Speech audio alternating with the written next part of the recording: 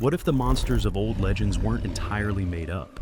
We often treat myth like it belongs purely in storybooks. But across eras and continents, people unearthed strange bones, witnessed unfamiliar beasts, and saw things that defied explanation. When faced with the unknown, myth was their way of making sense of fear, danger, and wonder.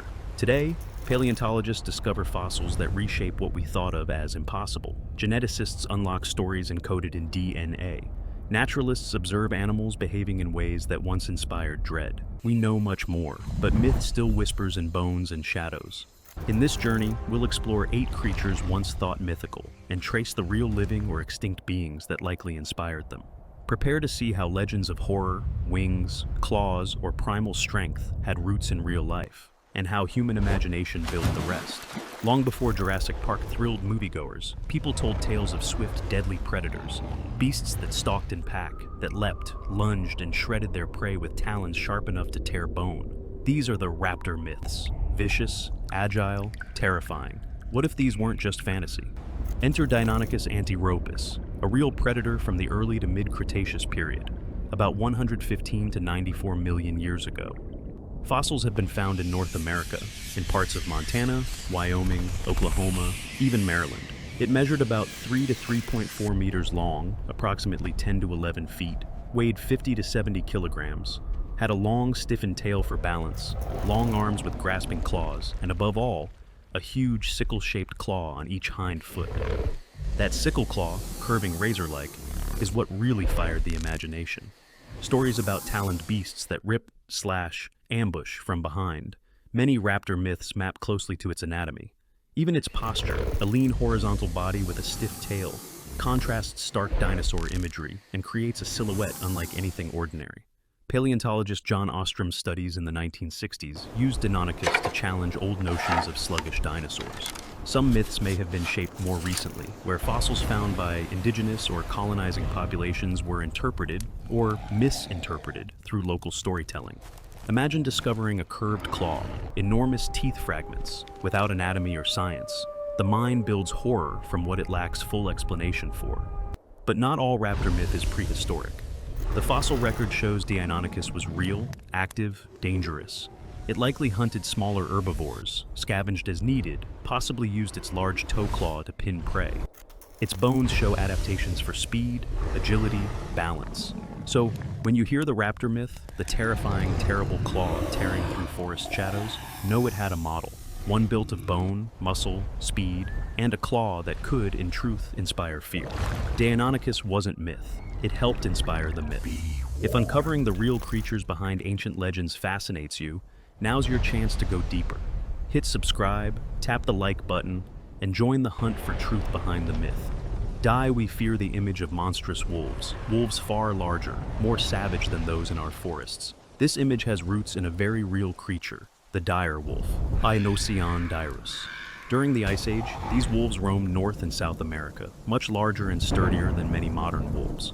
Folklore and myth often exaggerate, especially in darkness, when shapes, eyes, teeth become terrifying stories.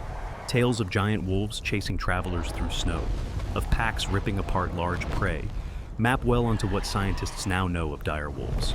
Fossils show heavy bones, powerful limbs, large skulls, animals built for toughness. Recent DNA studies reveal the dire wolf lineage was highly distinct from modern wolves. It didn't simply interbreed with gray wolves, it was its own branch. Though it vanished around 13,000 years ago, its presence looms large in myth and memory.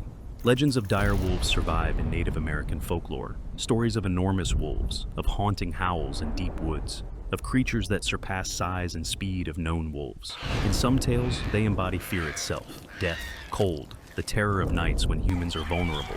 When giant bones or tooth fossils appeared without knowing the species, people might have assumed monsters. In truth, dire wolves hunted bison, deer, maybe even mammoth calves. Their jaw strength, robust limbs suggest they could take down prey larger than themselves. But they were real animals, not supernatural, but exceptional in their time. Myths turned real traits into terror. In forests and grasslands long ago, people spoke of colossal beasts, slow, lumbering giants that tore down trees, shook the earth when they moved, and left footprints too large for human stride. Such stories echoed through indigenous South American cultures. Beasts of muscle and scale, sometimes feared as monsters, other times revered as spirits of the land. But what if these legends weren't pure imagination? Meet Megatherium americanum, one of the largest ground sloths ever discovered. Native to South America, it lived from roughly the Pliocene through the late Pleistocene, up until about 10,000 to 12,000 years ago. These giants could grow to more than 6 meters, approximately 20 feet, long and weigh several tons, comparable in mass to modern elephants. Fossils were first found in 1787 near the Luján River in Argentina, later shipped to Spain and described by Georges Cuvier in 1796. That made Megatherium one of the earliest prehistoric animals scientifically identified. What did it do with all that size? It was primarily a herbivore, browsing trees, shrubs, and tall vegetation. With strong limbs and huge claws, it could pull down branches, and its tail likely helped it balance when standing up to reach foliage other animals couldn't.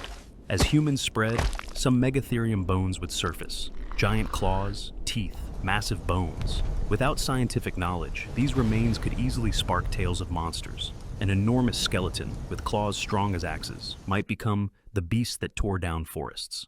Furthermore, in many myth traditions across cultures, giant beasts are assigned attributes drawn from real animal fossils: strength, violence, dominance, unearthly presence. Megatherium fits that mold. There are documented kill butchering sites showing human interaction, one in the Pampas region, where tools were found alongside Megatherium bones. This suggests people encountered them, perhaps hunted them, or at least scavenged them. So, when tales speak of forest giants shaking the ground, of monsters with claws longer than human arms, they may be fragmented memories of Megatherium.